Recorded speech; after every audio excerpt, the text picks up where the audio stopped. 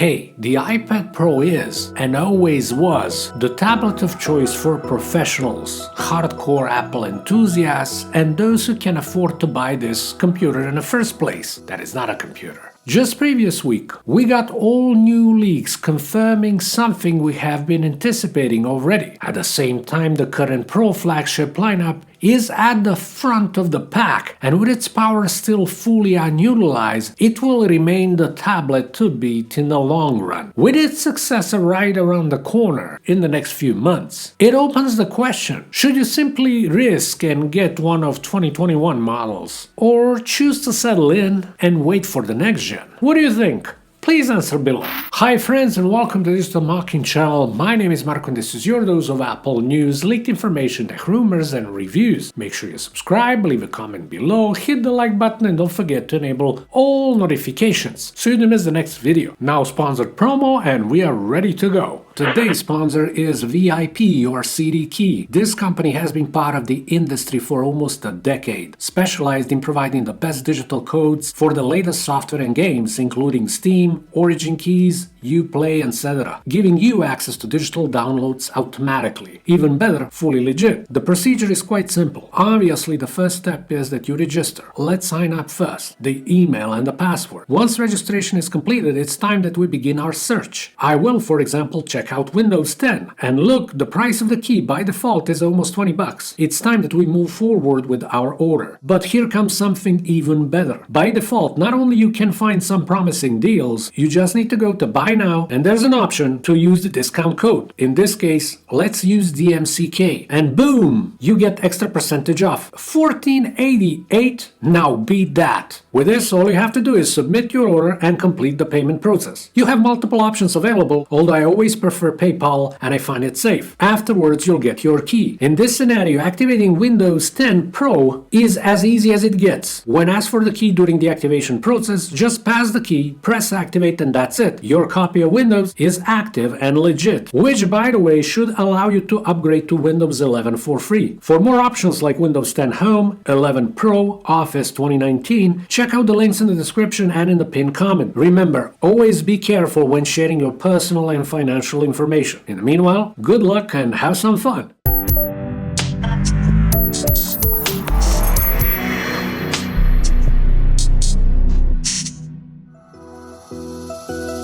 The specs-wise, the iPad Pro was always powerful beast, with processors way ahead of capabilities of its software. Previous year, 5 gigs of memory limit for the apps has been lifted, but the number of Pro-like applications is still missing, while Apple so far has been successfully evading making fully fledged versions of its Final Cut and Logic Pro suites. With the M1 in its belly, the iPad Pro has allowed us to choose paths, the 8 gigs and 16 gigs of unified system memory, which begs the question, how many apps truly have been able to utilize it? While using typical and most common applications for majority of average users, it will be hard to notice the difference if you are using a flagship class iPad or the one that belongs to budget-sensitive segment of the market. What we expect this year is the introduction of the new chip, an update in the form of the M2 processor, which according to many reports should be at the core of the next iteration of professional iPad lineup. At the moment we don't have any details, so we can't claim for certain what kind of performance will the M2 bring.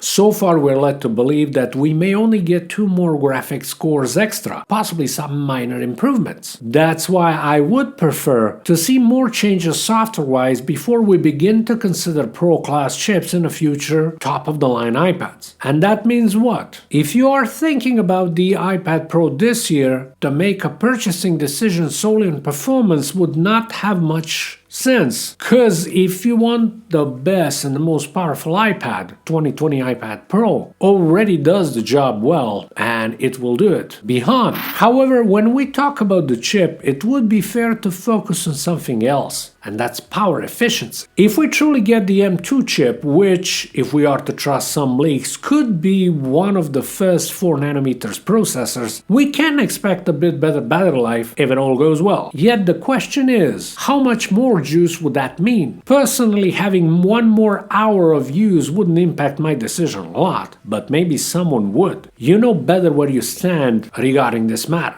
Opposite to initial projections, we should not look forward to display changes either. Some were overly optimistic with hopes as high as getting OLED. These claims were shut down by well-established industry insiders. Yet there was a strong belief that at least 11-inch variant could get the mini LED, which in 2021 was featured as 12.9-inch model exclusive. I guess, according to most recent claims, the smaller iPad Pro will remain with traditional LCD even this year. Nevertheless, the iPad Pro lineup has long been unique thanks to its ProMotion technology and dynamic screen refresh rate. While there were patents and articles pointing that Apple is exploring higher 220Hz refresh rate, this will likely not happen anytime soon. I did explore this subject in one of my previous videos, so make sure you check it out. With that said, regardless if you opt to buy the existing models or to wait for its successors, at the end it will be the same. Apple can, for example, play a bit with more display durability, for example, or device durability overall, but that's just guessing. Although I don't recall seeing any YouTubers trying to bend any other tablet beside the iPad.